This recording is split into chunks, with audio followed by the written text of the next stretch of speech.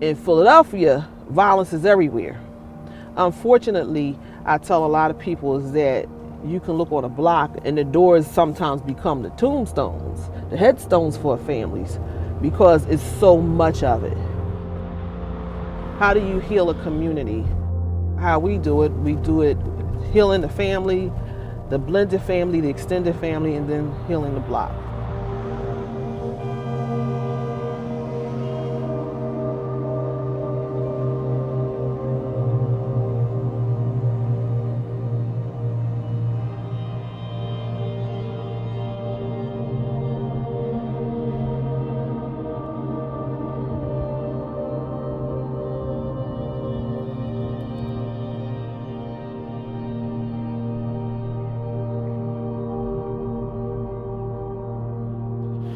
And what was your niece's name?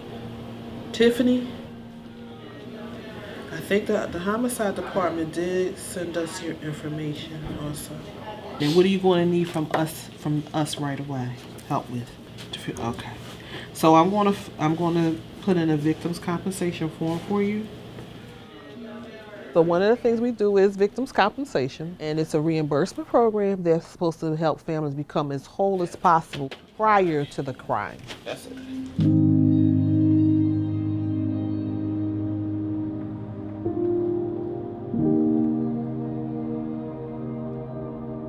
We specialize in homicide victims, and the main goal is to try to get funeral expenses paid for if they're not able to.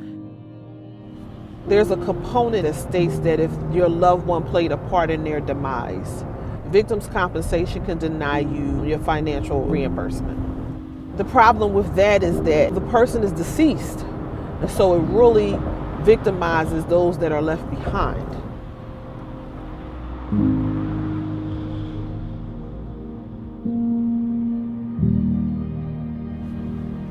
What we have been doing since its beginning is pushing the envelope, changing people's minds on how we're looking at victims' compensation so that everyone should be served.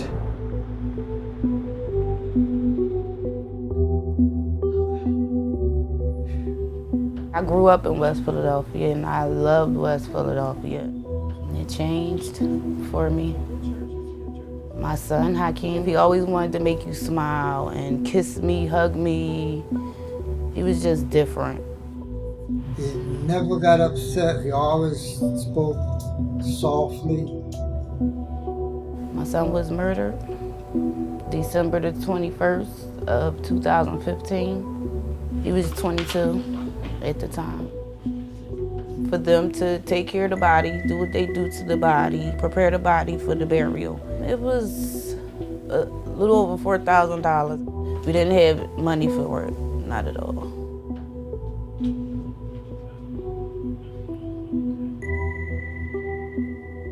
When we made the claim for the reimbursement, they denied us and said that my son was selling drugs. My son didn't sell drugs.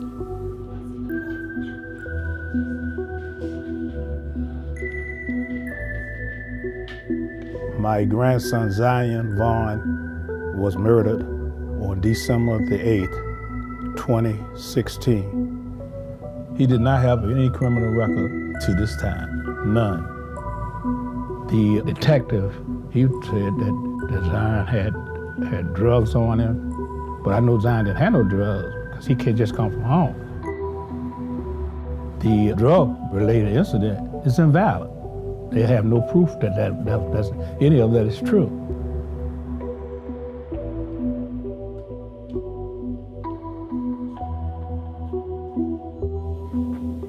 Where they found the evidence at was away, was not near him, the drugs. Right. It's a biggie because the detective is saying one thing, Right. but he was shot in the back, Right. which showed that he was running away from whatever was happening. And it did not support that he was selling No. any narcotics. Okay. Conclusion of law and discussion. The hearing officer recommends that the decision of the victim's compensation assistance program to deny claimant's claim for funeral expenses shall be reversed and that claimant claim for reimbursement of funeral expenses be granted. Yes. Great. Yeah. I'm hyped. This is the first one that has gotten this far, who has the strength to do it, Yeah. to fight as long as he has. Yeah. He went all the way. Yep. Zion would be proud of his papa. Yep. Miss Maggie Cole. They reversed their decision. They're going to reward me $6,500.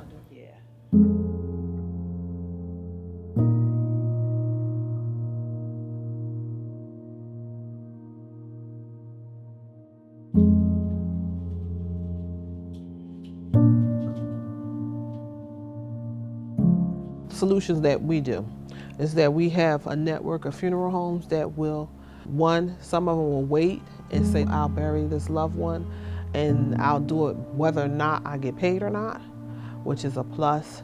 And then we have some of them that will donate their services and say, I'll bury this one, don't worry about it.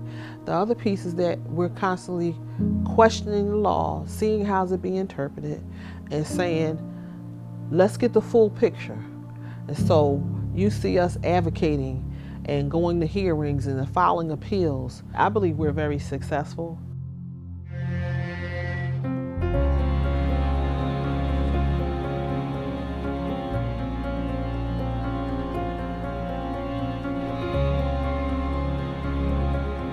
We are in this fight to change that one thing for victims' compensation. I'm hopeful that that will happen.